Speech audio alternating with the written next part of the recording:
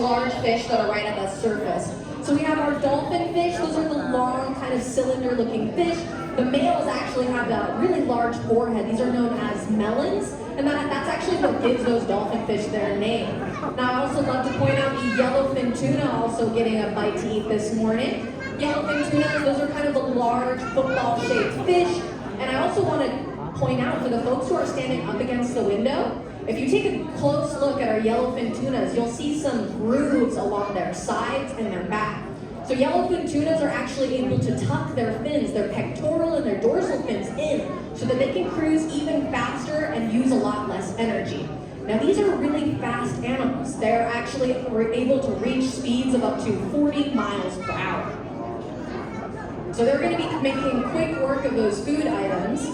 Now they're considered a cold-blooded animal, but yellowfin tuna, their body temperature is actually slightly warmer than that of the water around them. So that's one of the ways that they're able to conserve so much energy and able to swim for such far distances. They're highly migratorial fish. Now dolphin fish are pretty incredible too, so don't think I forgot about them. They actually have chromatophores along the sides of their body. So if you take a look, if our sardines start to rise, you might even get to see some of our dolphin fish change colors. Another name that they're known by is dorado, or golden in Spanish.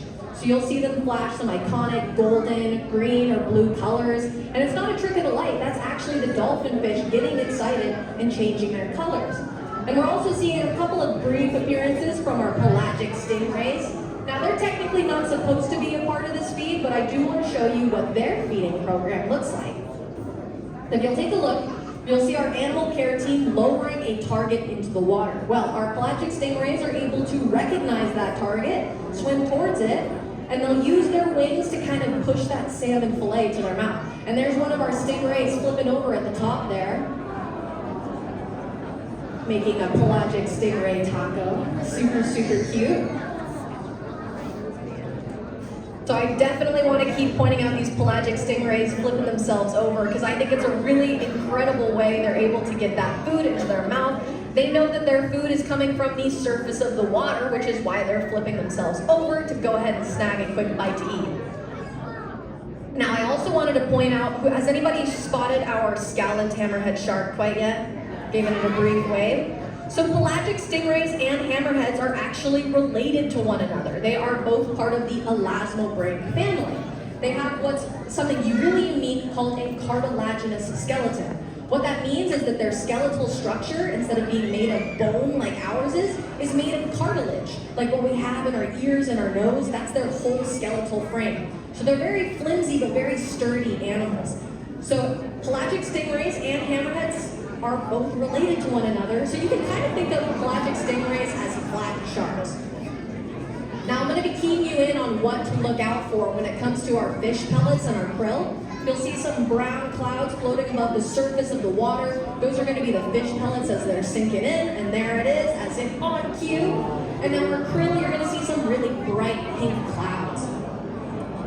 Now it looks like our sardines are making a brief appearance, but as they get a little bit braver, I'm going to showcase another incredible animal that I want to highlight. Talking back about our scalloped hammerhead shark, here's what her feeding program looks like. It's a target feed. So you'll see our animal care staff dipping that long bamboo pole inside, and our hammerhead shark goes ahead and snatches that salmon fillet.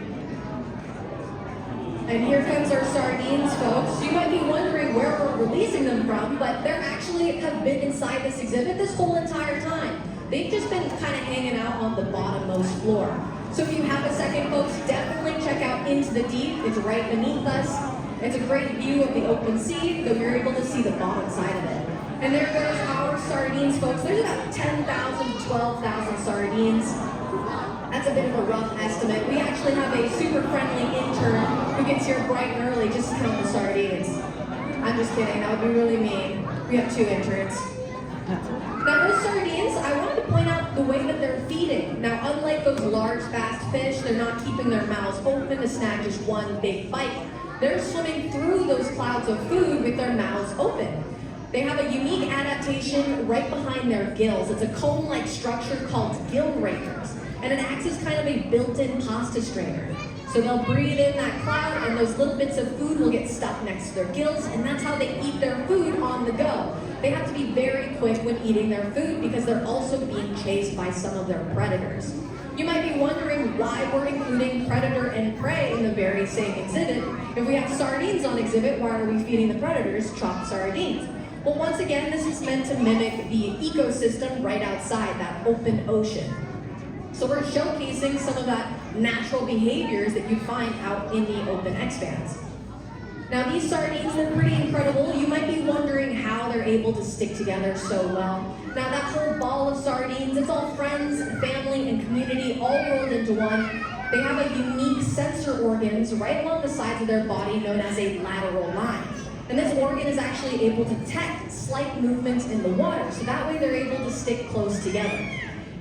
If you don't believe me how well they're adapted to this open ocean life, we're all gonna go ahead and pick out our favorite sardine. And we're gonna follow it for 3 seconds. Only 3 seconds. Are you with me? Find your sardine. And 3, 2, 1. Who still has their sardine? Raise your hand. Now look at me. Look back at your sardine. Where is it now? But that just goes to show you how well equipped they are to live in this open ocean life. They don't have anything to hide behind. They don't have coral, they don't have kelp, so instead they hide behind their bodies. And that way they stick together to look larger and confuse their predators. In fact, this camouflaging is so incredible that there was a sardine out in the wild that was found to be 25 years old. Think about sticking in school for that long.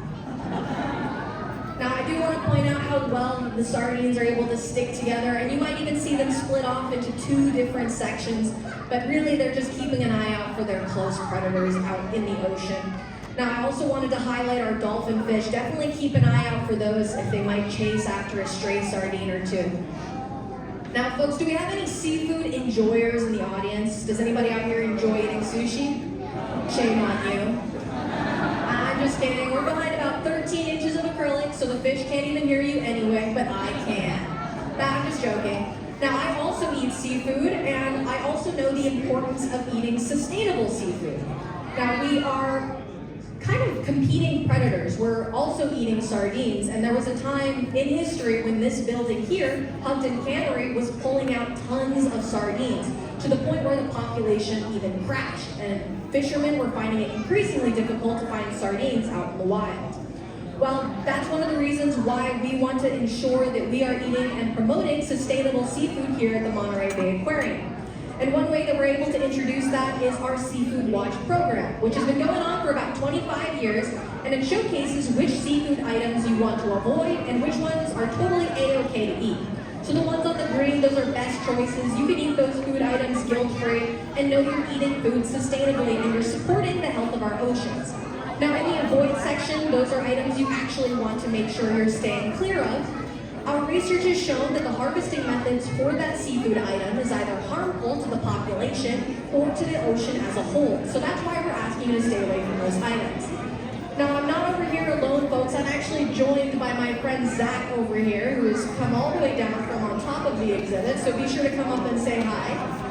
Now, if you would like to have any Seafood Watch cards, or if you have any questions about this incredible exhibit, please feel free to come up to talk to me. Once again, my name is Maria, and I'd be more than happy to have a chat. But if you're moving on, thank you so much, and have a wonderful rest of your day today here at the Monterey Bay Aquarium.